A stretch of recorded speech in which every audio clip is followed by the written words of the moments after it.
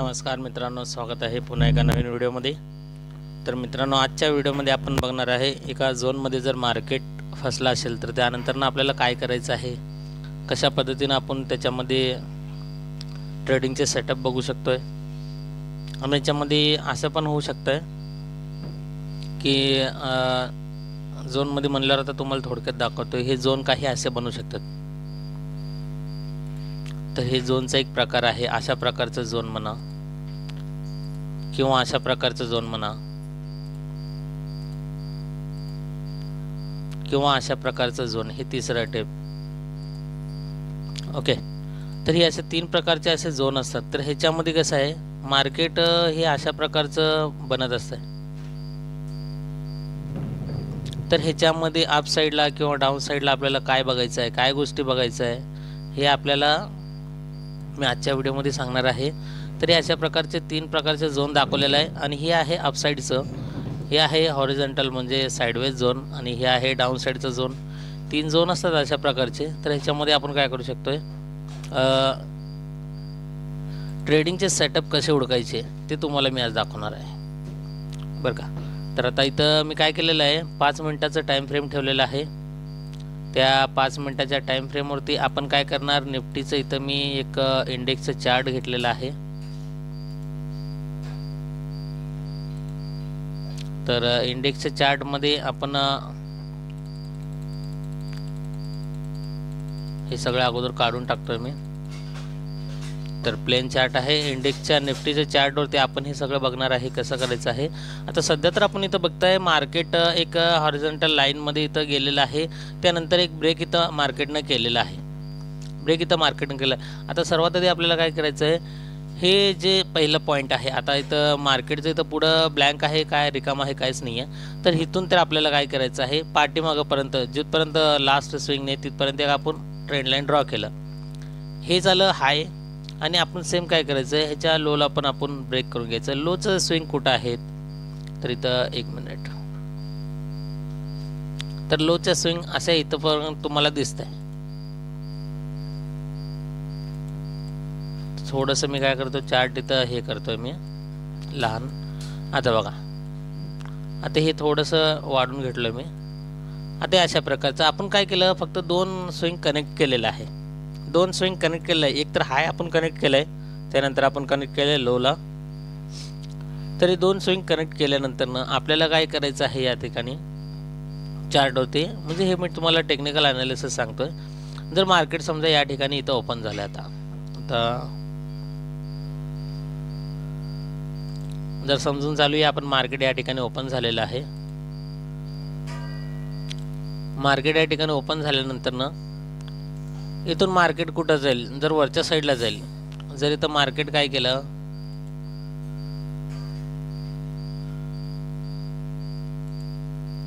जर समजा इथून असं वरच्या साईडला जाईल मार्केट, तर वर जात असताना हे जे लाईन्स आहेत,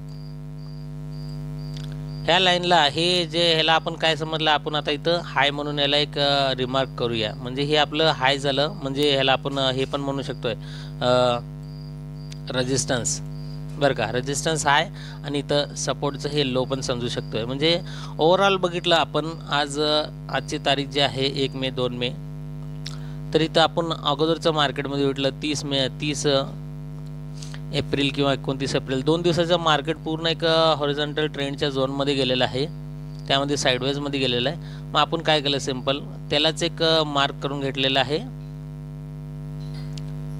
तर हॉरिझॉन्टल जे मार्क करून घेतलं आहे, इथं आपल्याला काय करायचं, आता चालू मार्केटमध्ये आपल्याला बघायचं आहे मार्केट कशा प्रकारचं परफॉर्म करतं इथं। तर इथं मार्केट जर ह्याच्यावरती जर गेलं मार्केट, तरी काय करू शकतं, ट्रॅप करू शकतं। त्यासाठी तुम्हाला सर्वात आधी काय बघायचं आहे, ट्रेंड बघायचा आहे।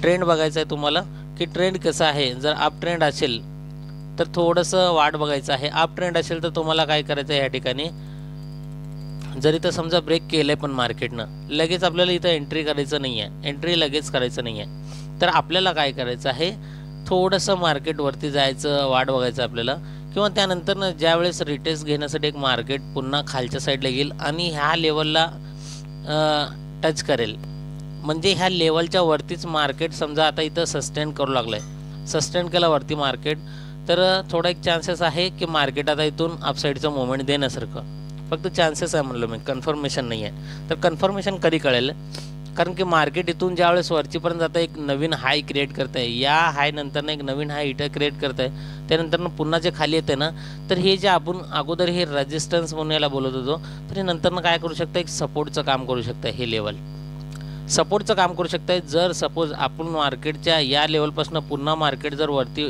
जायला लागलं आणि हे जे नेकलाईन आहे, जे नवीन हाय बनवलं, त्या हायला जर ब्रेक केलं मार्केट, तर हे समजायचं आपण पहिलं कन्फर्मेशन की या हायला ब्रेक केलं आहे म्हणून. म्हणजे आता काय आहे, मार्केट या रेजिस्टन्सला ब्रेक करून इथं सस्टेन तर केलेलं आहे, मार्केटनं सस्टेन केलं, हे कन्फर्मेशन झालं की मार्केट वरती जाण्याच्या चान्सेसमध्ये आहे, मूडमध्ये आहे, असं समजू शकतो आपण. पण त्यानंतरनं जर वरती गेला मार्केट, ह्या नेकलाईनला ब्रेक केलं, तर आपण इथं अजून एक कन्फर्मेशन बघू शकतोय. एक तर काय, हे जे रेजिस्टन्स जिथं आहे तिथं जर समोर एखादं सायकोलॉजिकल नंबर आहे का बघायचं. आता जरी तुम्ही कर्सर ठेवलं, या ठिकाणी बघितलं 24,400चा एक सायकोलॉजिकल नंबर आहे त्या ठिकाणी, बरोबर का. सायकोलॉजिकल नाही आहे, एक राऊंड फिगर नंबर, म्हणजे एक जे स्ट्राईक प्राईज आहे ते एक राऊंड फिगर लेवलचं आहे.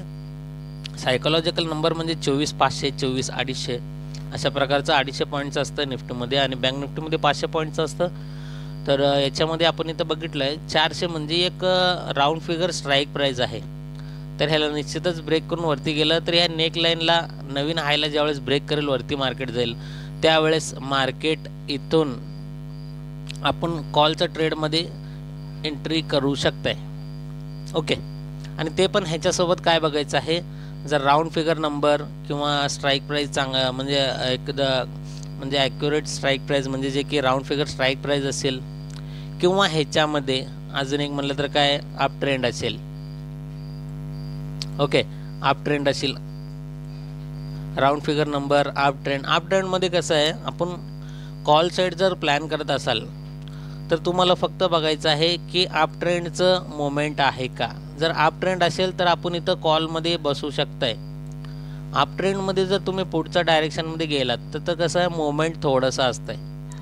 असं नाही की अप ट्रेंडमध्ये मार्केट खाली पडत नाही आहे. अप ट्रेंडमध्ये पण कसं आहे, मार्केट अप ट्रेंडमध्ये मार्केट खाली पडतं आहे, पण वरती जाण्याचं जे मोमेंट असतं ते जास्त असतं, आणि जे खाली रिट्रेसमेंट घेतं ते थोडंच असतं, त्यानंतर वरती जास्त असतं. म्हणजे इथं काय आहे, वरती मार्केट हे जास्त गेलेलं आहे रेंजमध्ये, आणि इथं मोमेंट फास्ट असतो, त्यामुळे आपल्याला डेल्टा देखील चांगला मिळतो याच्यामध्ये. पण ज्या वेळेस इथं रिट्रेसमेंट घेतं, ज्यावेळेस डाऊन साईडला पडतं, थोडं अप साईडमध्ये पण पुट साईडला थोडंसं मार्केट खाली पडतं, तिथं कसं आहे, मार्केट एकदम स्लो वर्क करतं आहे, स्लो काम करतं आहे, त्यामुळं काय होतं, आपलं डीके होत असल्यामुळं आपलं लॉस तिथं पण होऊ शकते. म्हणून शक्यतो प्रयत्न करा अप साईडला फक्त कॉल साईडचेच ट्रेड प्लॅन करण्याचे.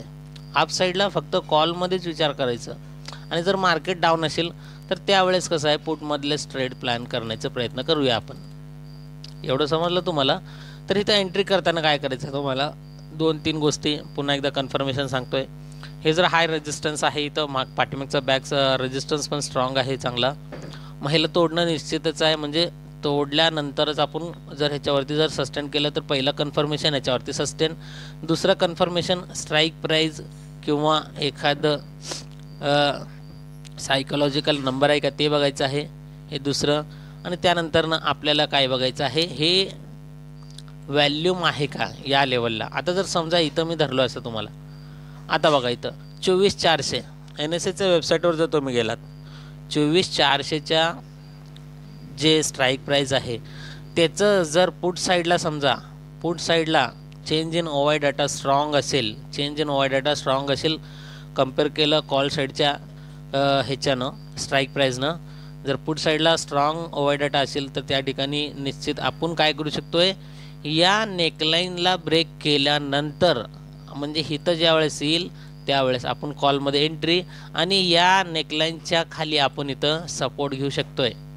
म्हणजे सपोर्ट म्हणलं तर काय, आपण इथं हे लावू शकतो, याला सपोर्ट म्हणलं तर आपण SL लावू शकतोय, किंवा SL जर हे रेंज, हे जे रेंज आहे हे जर छोटा असेल तर आपण काय करू शकतोय, या खालच्या ज्या रेजिस्टन्स ब्रेक केलेलं असतं ते सपोर्ट म्हणून एक आता स्ट्रॉंग काम करणार, तिथं तर आपण निश्चितच SL प्लेस करू शकतोय. म्हणजे SLचे 2 प्लेस सांगितलेले आहे तुम्हाला. तर SLचे 2 प्लेस सांगितलेले आहे. एक तर SL इथं लावू शकतो किंवा इथं लावू शकतो. 2 SL. जर मोठा असेल SL तर इथं मध्ये सेंटरला लावू शकतो. आणि SL प्रॉपर कसं लावायचं याच्यावरती पण एक व्हिडिओ बनवलेला आहे ऑलरेडी, तुम्ही बघू शकता आपल्या चॅनलवरती.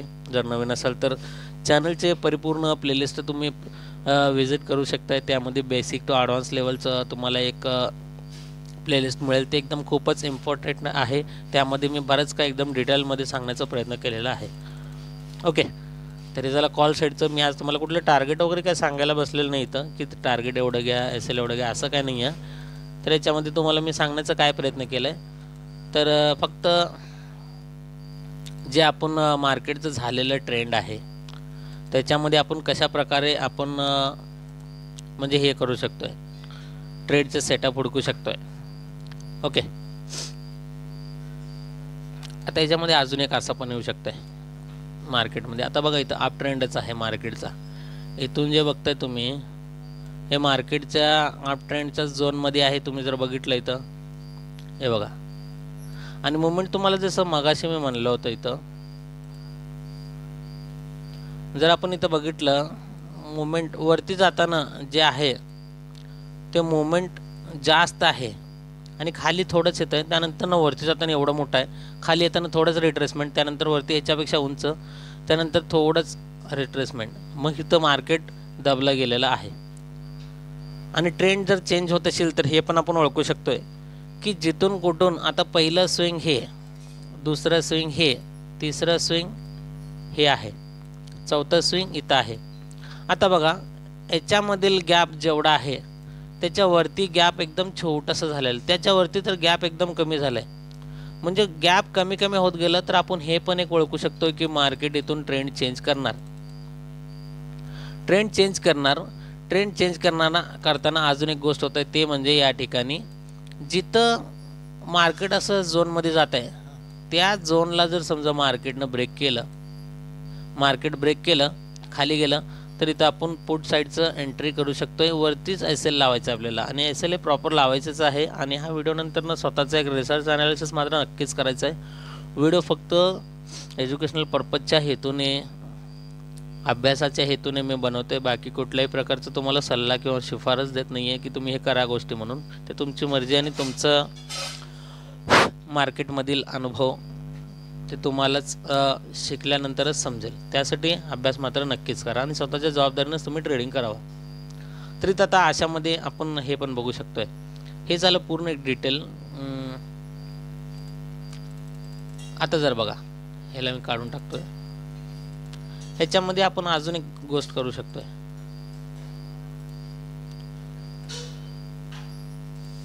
तर याच्यामध्ये जर क्रॉस लाईन आलं समजा, तर क्रॉस लाईन मध्ये आपल्याला काय करायचं आहे, क्रॉस लाईन मध्ये आपण अजून एक अशी एक गोष्ट बघू शकतोय. ते आता थोडंसं एक्झाम्पल आपण थोडंसं बॅक साईडला जाऊन बघितलेलं एकदम बेटर असेल.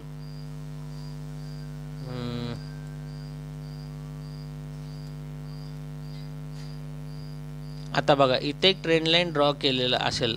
जर हे आता हे पुढचं मार्केट सोडून द्या.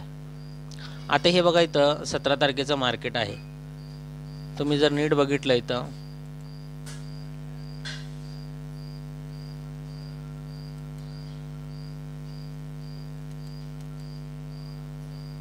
एकच मिनिट, हे जे 17 तारखेचं मार्केट तुम्हाला दिसतं इथं, 17 तारखेच्या मार्केटचा आपल्याला डाटाच माहित नाही समजा. मग आपण काय केलं इथं या ठिकाणी, हे जे तुम्ही बघता इथं 16 तारखेचं,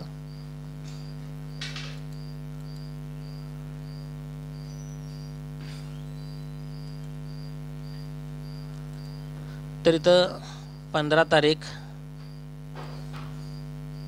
आणि 16 तारीख हे जे बघता तुम्ही, 16 तारखेचं डाटा जे काय म्हणतंय इथे या ठिकाणी, इथून जर आपण ट्रेंड लाईन ड्रॉ केलं 16 तारीख ते 17 तारीखचं पॉईंट टू पॉईंट आपण हाय कनेक्ट केलं आणि त्यानंतर आपण कनेक्ट केलं त्याचा लो. हे बघा मग आपल्याला काय मिळालं, एक झोन मिळालं. आपल्याला एक झोन मिळालं, त्या झोनमध्ये आपण काय करू शकतोय, हे जर झोन खूप मोठा असेल, एक जवळपास 100-200 पॉईंटचा जर झोन असेल समजून चालूया आपण, त्या झोनमध्ये पण जर वरून मार्केट खाली येत असेल, आता बघा इथून मार्केट काय केलं आहे, खाली खाली गेलेलं आहे, इथपर्यंत गेलेलं आहे. जर याचे आपण पॉईंट जरी मोजलं इथून, आता हे काढतोय मी, जरी आपण आता इथून पॉईंट मोजलंय, इथून जरी इथपर्यंत बघितलं खाली, जवळपास 70-80 पॉईंटनं मार्केट खाली पडलेलं आहे. इथपर्यंतच बघा तुम्ही, ह्या कॅन्डलपर्यंत 74 पॉईंट. म्हणजे काय आहे, मार्केट इथून लेवल सुरू झालेलं आहे आणि इथपर्यंतच पडलेलं आहे. पण किती आहे, पूर्ण 74 पॉईंट मार्केट खाली पडलेलं आहे. ॲट द मनीनं आपण जर याचा हिशोब केलं तर आपल्याला डायरेक्टली 34 पॉईंट 30 पॉईंट तर आरामात या ठिकाणी पैशामध्ये मिळतील आपल्याला. म्हणजे INR मध्ये 34 रुपयानं प्रीमियम वाढेल आपला. पुट साईडचं सांगतोय मी तुम्हाला. तशाच प्रकारे इथून मार्केट जर चालू झालंय, बघू आपण, तसंच मार्केट जर इथून चालू झालंय तर इथून इथपर्यंत गेलेलं आहे. तर ह्याचं पण रेंज किती आहे, इथून जर बघितलं आपण तर इथपर्यंत बघा, जवळपास 150 ते 160 पॉईंटचं मोठं मुवमेंट आहे या ठिकाणी पण. तर हे पण आपण कसं कॅप्चर करू शकतोय, तर ह्याच्यामध्ये आपल्याला एक गोष्ट बघायचं आहे, ते म्हणजे काय, ह्याच्यामध्ये आपण जर बघितलं RSI लावू शकतोय.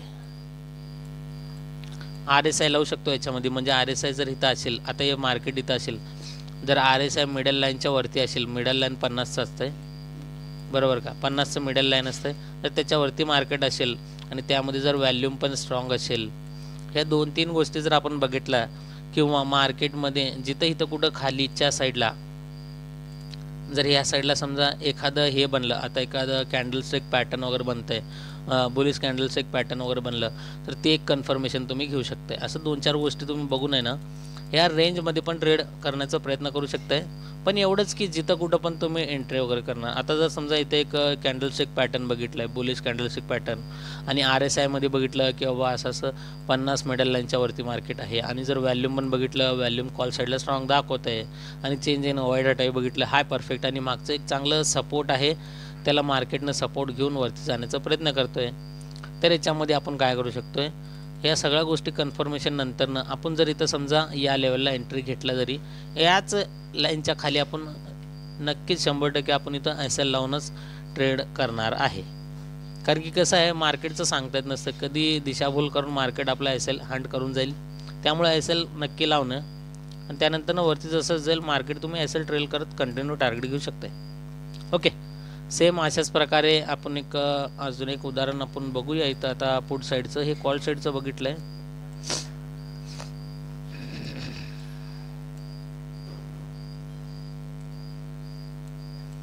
मार्केट अप ट्रेंडमध्ये असेल तर फक्त कॉल साईडला, आणि इथं बघा कधी कधी काय होतं, हे अशा प्रकारचं इथं डबल बॉटम, म्हणजे इथं काय W पॅटर्न पण बनवत आहे. इझिली हे नेकलाईनच्या वरती जर आपण एंट्री केलं तर आपल्याला कसं आहे, मार्केटमध्ये सर्च करावं लागतं, बघावं लागतं, थोडासा अभ्यास करावा लागतं. ह्या गोष्टी तुम्हाला दिसतील, तुमच्या नजरेसमोरच असतील, पण एवढंच की आपल्याला अभ्यास नसल्यामुळं आपल्याला ह्या गोष्टी समजणार नाहीत. आपल्या समोरच घडत असतात, पण आपला अभ्यास नसल्यामुळं आपल्याला माहीत नसतं की करायचं काय नेमकं म्हणून.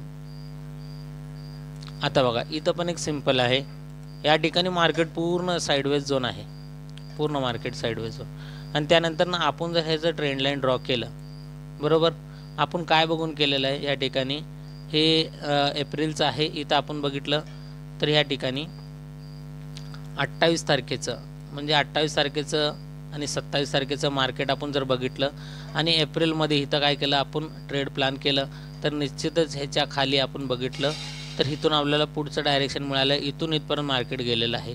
जरी आपण पॉईंट्स मोजले, जरी आपण इथून जर एंट्री करून इथपर्यंत पॉईंट मोजले, बघा जवळपास 200-250 पॉईंटचं पण मुवमेंट या ठिकाणी आपल्याला बघायला मिळतोय बरं का. तरी पुट साईडचे पण अशाच प्रकारे आपण ट्रेंड लाईन, आता कुठं कुठं काय चाललं ना, ट्रेंड लाईन ड्रॉ करायचं आणि त्यामध्येच आपण बघू शकतो. आता पूर्ण लाईन बघा, इथून जर तुम्ही ट्रेंड लाईन ड्रॉ केलं, इथून एकच रेंजमध्ये आहे सगळं, बघितलं प्रॉपर, पूर्ण एका रेंजमध्ये आहे मार्केट. हे बघा पूर्ण एका झोनमध्ये असल्यामुळं आपल्याला निश्चितच इथं समजून येईल. हे बघा, म्हणजे आपण अगोदरचं डाटाला जर आपण ट्रेंड लाईन ड्रॉ केलं तर इथं आपल्याला समजेल की की मार्केट पूर्ण एका झोनमध्ये आहे आणि मार्केट एका झोनमध्ये असताना आपण काय करू शकतोय, ट्रेंड लाईनच्या हिशोबानं जसं जसं ब्रेक करेल, आता जर समजा इथं ब्रेक केलं, म्हणजे डाऊन साईडला जर ब्रेक केला समजा कुठं, तर या ठिकाणी इथं जर ब्रेक केला तर निश्चित आपण पुट साईडचं ट्रेड प्लॅन करू शकतो. इथून इथपर्यंत ट्रेड, त्यानंतर एका झोनमध्ये गेला, पुन्हा एक हॉरिझॉन्टल लाईन ड्रॉ केलं, त्यानंतर पुन्हा खालच्या साईडला ब्रेक केला, इथून आपण पुट साईडचं प्लॅन करू शकतो इथपर्यंत. सेम तुम्ही आदल्या दिवसाचं 1-2 दिवसाचं मार्केटमध्ये जशा प्रकारचं ट्रेंड आहेत त्या हिशोबाने आपल्याला ट्रेंड लाईन ड्रॉ करायचं आहे. एक तर असू शकतं आहे अप साईडचं, किंवा दुसरं असू शकतं आहे डाऊन साईडचं असू शकतं आहे, किंवा तिसरं साईडवेज झोन असू शकतं आहे. ह्या तिन्ही प्रकारे तुम्ही ट्रेंड लाईन ड्रॉ करायचं तुम्हाला सांगितलेलं आहे. ट्रेंड लाईन ड्रॉ करून तुम्ही नवीन एक सेटअपनुसार ट्रेड प्लॅन करू शकताय. नक्कीच तुम्हाला व्हिडिओमध्ये मी सांगितलेल्या गोष्टी समजलेल्या असतील. तुम्हाला काहीतरी समजलेलं नसेल तर व्हिडिओला पुन्हा एकदा रिपीटेड करून बघू शकताय. नवीन असाल तर थोडंसं कन्फ्युजन होईल की एवढं मोठं काय सांगतात म्हणून, पण तुम्ही 1-2दा व्हिडिओ जर बघितला तर तुम्हाला ह्या गोष्टी निश्चितच समजतील. आणि अपेक्षा करतो तुम्ही याच्यानंतर तुमचा स्वतःचा अभ्यास करूनच ह्या गोष्टी सगळं करण्याचा प्रयत्न करचाल.